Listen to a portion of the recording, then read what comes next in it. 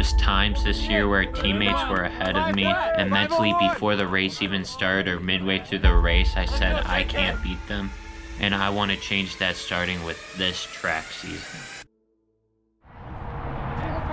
On your mark.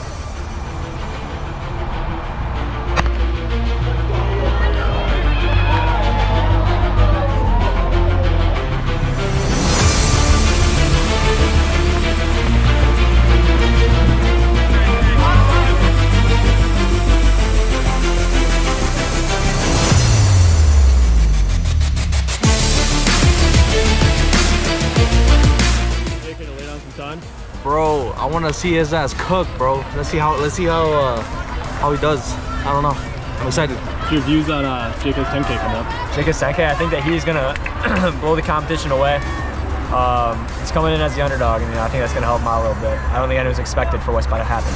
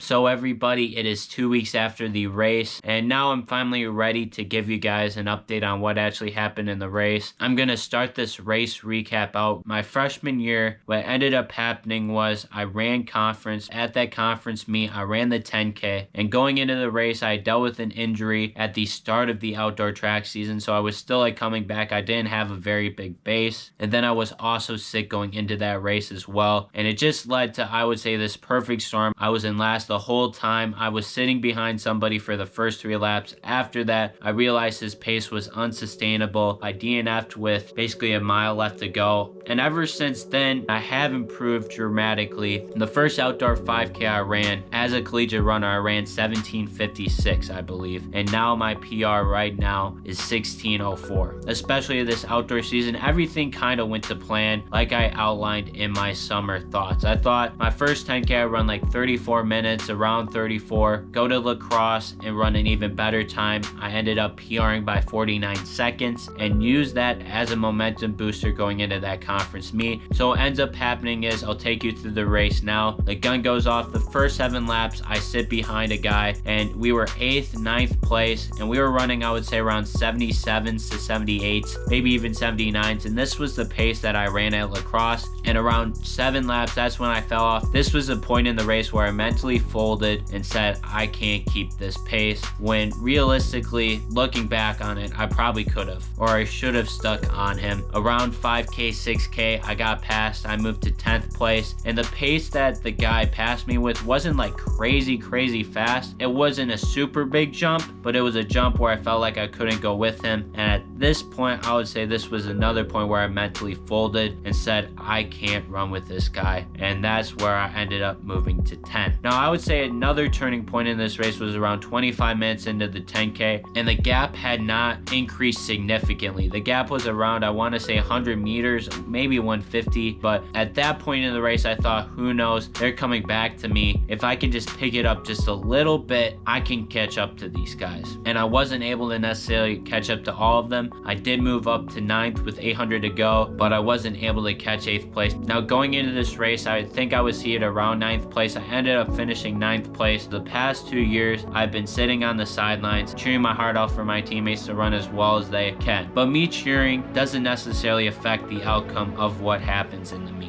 And I've wanted to just try and help the team win, and I wasn't able to do that, and I felt like I let teammates down that were counting on me. I really thought I could score 2 or 3 points, but instead I came away with 0. And my teammate did leave me one message. I'll read it. He left it on my Strava comment, and he said, "You said yourself, brother, you weren't sure you were going to get another opportunity to run conference, but here you are. That's an accomplishment in and of itself. And the fact that you caught back up even just to 9th is another accomplishment. It's so hard to work back up to places when your mind is shot. You gave it your all, and we're all proud of you, man." And I think that's another thing where I'm taking this a little bit harder than most races, is why it's taken me a while to film this race recap. I'm not honestly sure I'll be running another indoor-outdoor conference meet, because on this team, our coach has been really good about getting talent, and we're just improving rapidly. I remember my freshman year indoor conference, I think in the 5K I needed to run like 16:14, 16:13, somewhere around there, and this year would have taken 15:48, so that's a 30-second jump. But I think I will get another shot to run another conference meet, and my plan at that meet is to place better than 9th. But with that, everybody, though, if you haven't already, make sure to hit that subscribe button below. Make sure to follow me on Instagram,